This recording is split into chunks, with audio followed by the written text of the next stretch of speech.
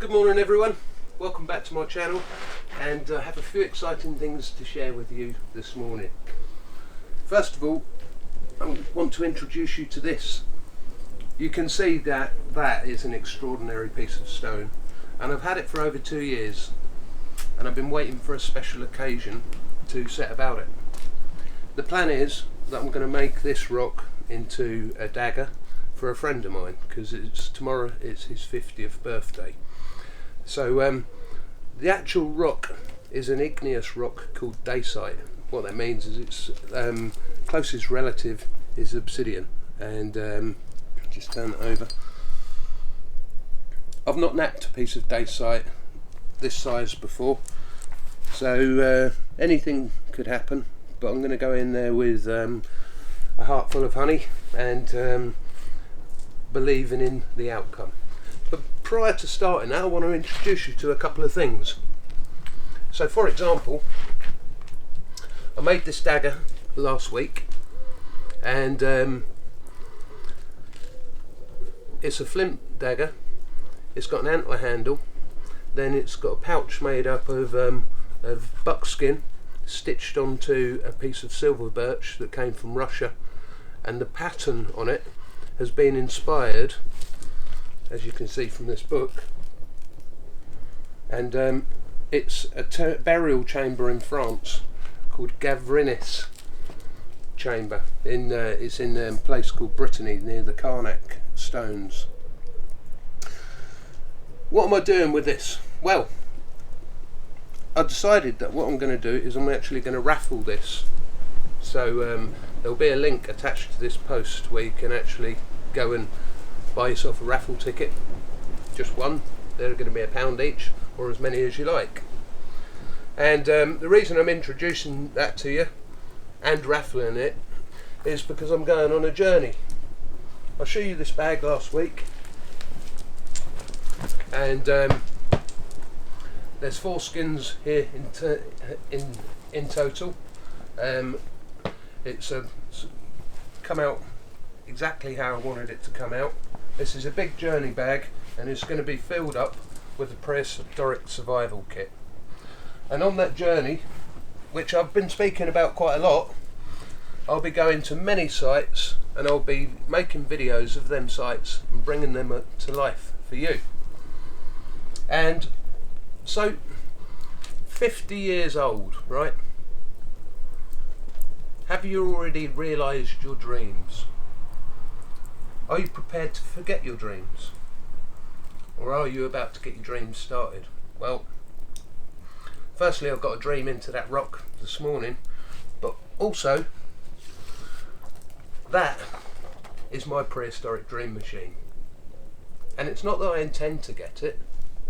I made a decision, a clear decision, to get it. And this week I've put a deposit on it, because that's how I'm travelling. I'm going around these amazing sites, and you can say, why go like that? Because that's what's been in my heart ever since I was a little boy, and it's time to get my way along that journey. I did a crowdfunding, and some of you actually contributed very nicely to that, so firstly, real huge thanks for that. And that crowdfunding page is still open. If you wanted to continue to contribute, you could, but as I said, I've made that decision. I'm doing it. I'm following my dreams.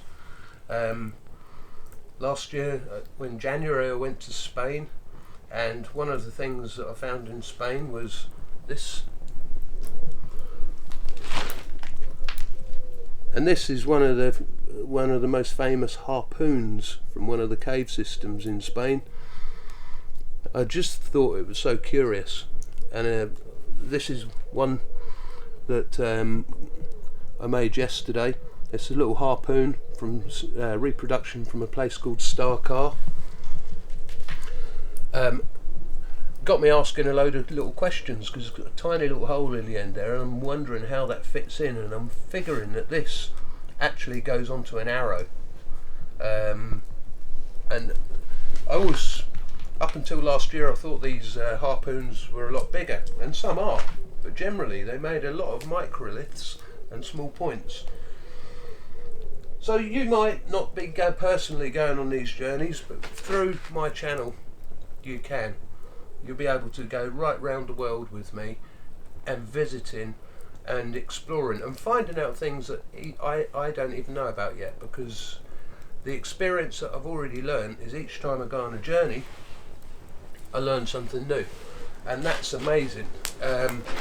So exciting times. Now, before we get excited about too much, I need to get over the procrastination I've been going through. I've been looking at this rock and it wasn't its day. It just was not its day. So before we get started, just remember raffle tickets, right? The link, raffle tickets, and every raffle ticket that you buy, you may be wishing for the dagger to come your way, and it is going to go to in someone's direction, but you're going to be supporting me to take you on this journey, because it's actually a joy to be in a position to be influencing you guys and showing you how dramatic and wonderful the Stone Age times were. We're going to be going on an incredible adventure together. So let's get started. I'm still procrastinating. I don't like this rock for this. It looks too untidy. That looks a bit cleaner. Hasn't done as much work, so I think that's what we get started on.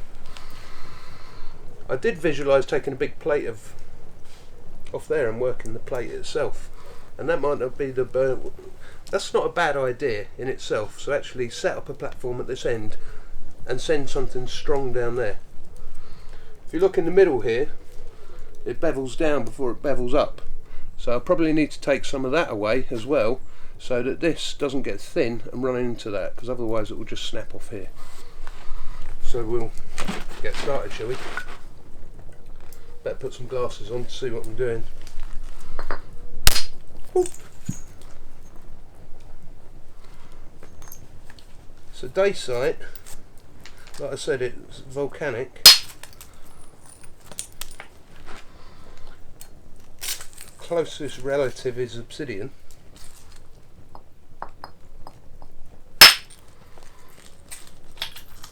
And it's gonna be, these edges are gonna be so sharp. I'm probably going to be bleeding in a minute, but let's hope not too badly.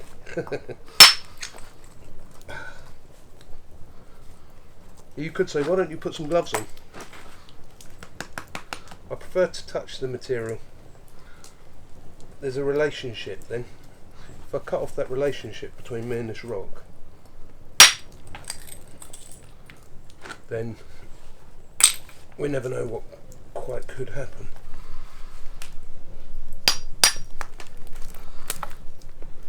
It still goes up, so I've got to remove more. And that's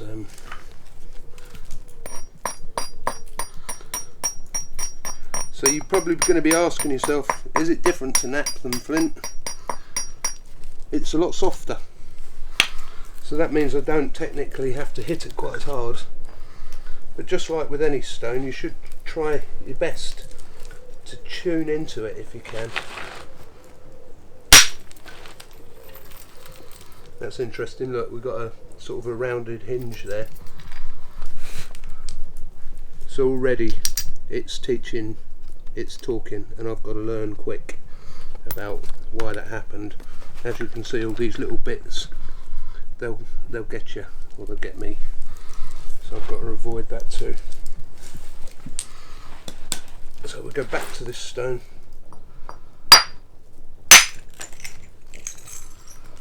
Look at these. The thing is with dacite is you can't see through it at all. It's much denser, and it's a denser material than obsidian itself.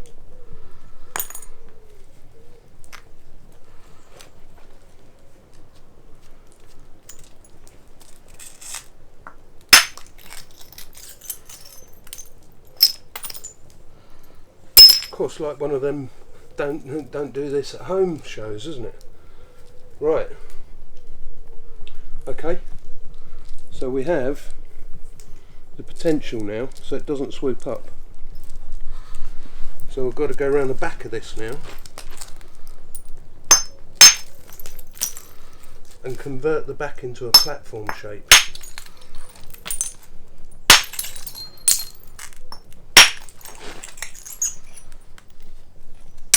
Now if I don't get... Oh, see, I'm crushing that. If I don't get the actual major flake off that I want, I won't have actually ruined the flint, the dacite. It just means that I'll have to treat it slightly differently. I'll explain to you. Right. So all that bevels back now like that, and this edge here needs some attention so that we can hit that with the idea of sending a long range flake down there.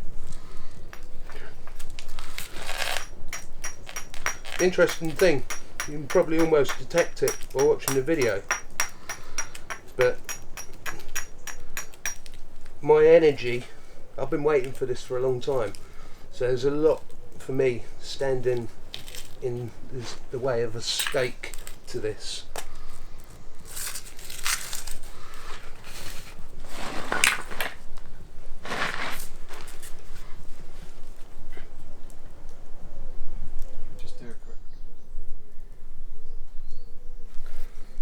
So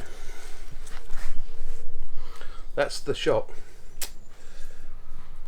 I reckon that soft hammer's a little bit too light. I've got one here that I've always pulled some pretty big punches off. This is a big old billet of samba. Woo. So we're ready for this.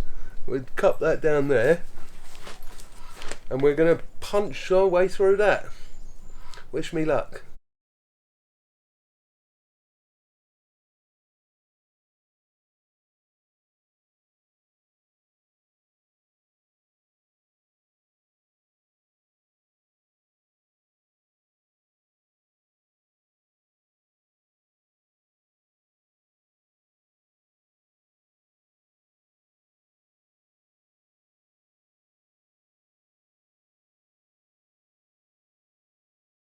Whoa! Look at this! Woohoo! That's quite something, isn't it? Look at that! So what I'll do, I know that that could be tricky in itself, right? God damn, I've never held such a thing. That's amazing. Look at that shockwave. So where we're going to go with this is we're going to take a little dagger from through there and put that in an antler handle, I reckon. So we move on to a different type of soft hammer now. Something a bit like this, and basically these edges are so thin, what we're going to do is we're going to edge walk into the material a bit. I need to be able to see.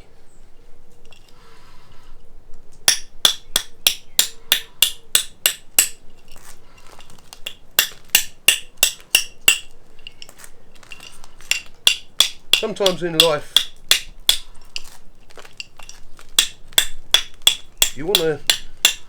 you might be living your dreams right now. You might not even have a dream, but if you have had one for a long time and you think a dream has slipped away, why not pick up the idea of going after that dream all over again? Because what is it in life that takes your dreams away from you? It's the commitments that you have. Cool. This is just because it's so thin, it's very, very easy to break, so I've just got to take my time with it. We all have commitments in our lives, and commitments can sometimes mean that your dreams have to go on hold.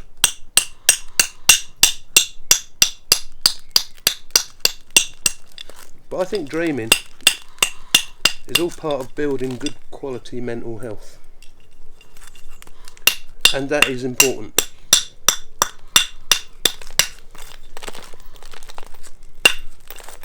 And the other thing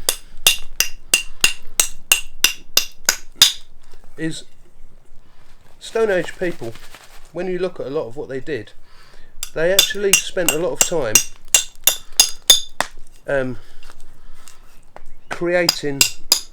being creative and thinking about pattern.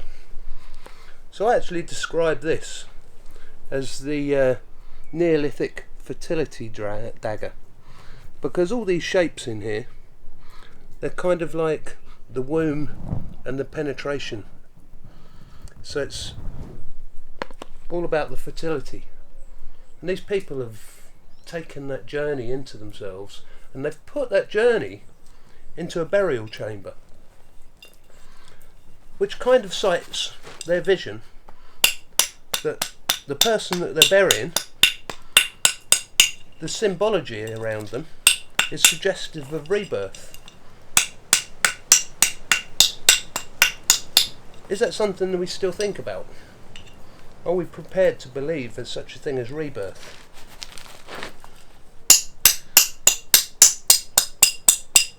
And that's one of the reasons I'm going on this journey, because I'm going to be stepping in to the ancient mind. Not just going around the world on a Harley, I'm going around to actually unlock ancient mind. You can see how just silly thin it is up the end here. Some of that's going to go. I reckon from about here I shouldn't be overvaluing that, because it's just too thin. So we'll try and you can even hear that sound is different. It's much sharper. That's normally a warning sound telling you to be ultimately careful, because if you're not, you'll snap it in half.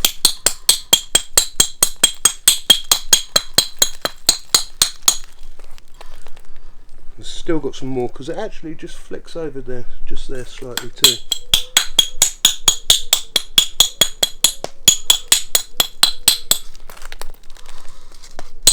Cool. Nothing like a tent ride, is it?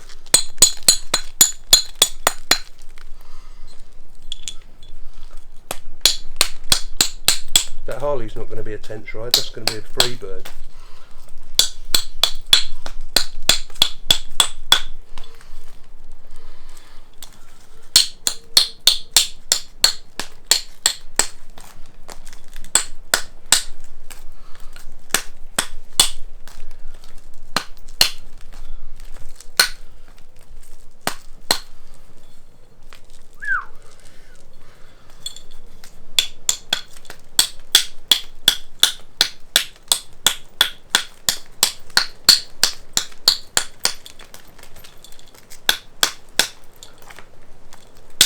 It's been quite a week this week,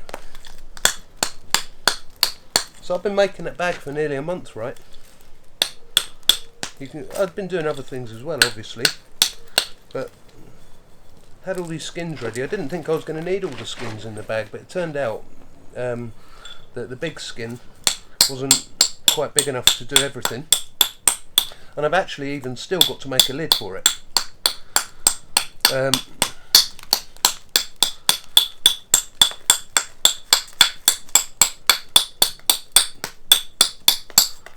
But during the time that I was making the bag, the bag was only ever seen by me on the back of this machine, going off around all these places, and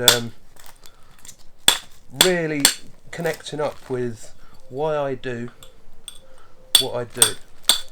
My hand's got shakes now. Why I do what I do. So the dream has been it's been growing in me, right? And while I've been making the bag, I've sort of just been so close to every part of that dream, and it's still along the way. I had no idea. Well, actually I did have an idea, but we'll come to that. I wasn't sure that all my dreamly desires were going to come together in the way I was wanting them to. I didn't know whether I'd get finance for the vehicle. Couldn't see why not, but I didn't know. And when I got the bag finished, there was a bit of a waiting game going on. And it's funny because I hit a bit of a low spot there inside myself, because everything was hanging there. And what I didn't realise is how making the bag had been a way of me holding myself, having a really deep focus.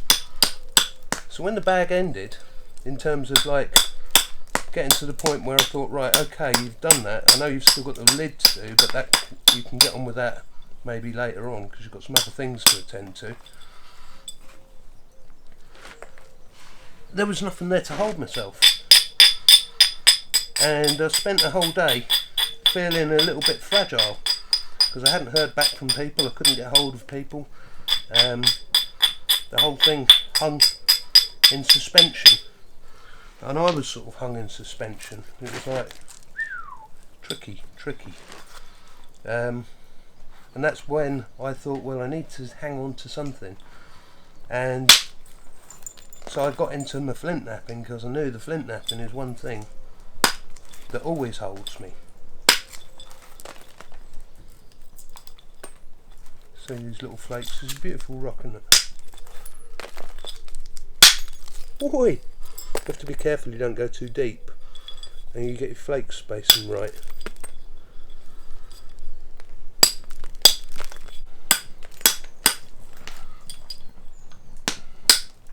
And so I set out, and I didn't really have a plan within that dagger. I just thought, do you know, just go there. And then I started looking at my books, looking for some inspiration. And when I saw that pattern, I thought, do you know what, I've got to deal with that. But I personally didn't know where the pattern came from, so I had to look it up. And I looked it up, and now I know that it comes from this particular place. And I know that there's quite a lot. What's the interesting thing is you can't actually get to that tomb by foot. You actually have to go there along a river. And the tomb itself, as the river goes up and down, it puts it in submersion, so you can only see it at certain times of the year. Fascinating stuff. But now it's inspired me. That means I've got to go there. So that's a new journey.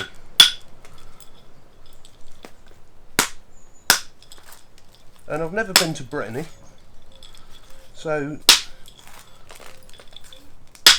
huge part of Stone Age culture was going on there.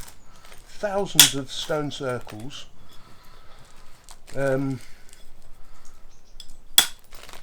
What is that going to do? You know, how am I going to come through that? What's going to change? The questions are begging to be answered. Cool. Ouch. First blood. That's going to bleed, I tell you.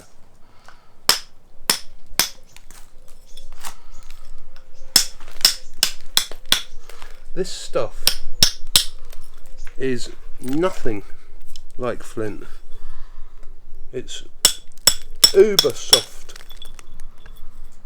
and extraordinarily sharp.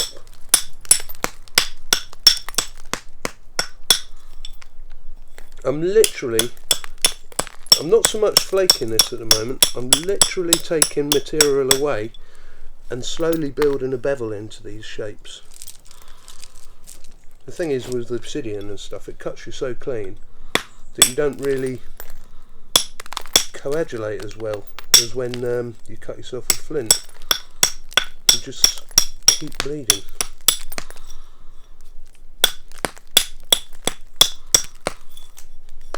I'm trying to take short flakes so I don't create too much hinging.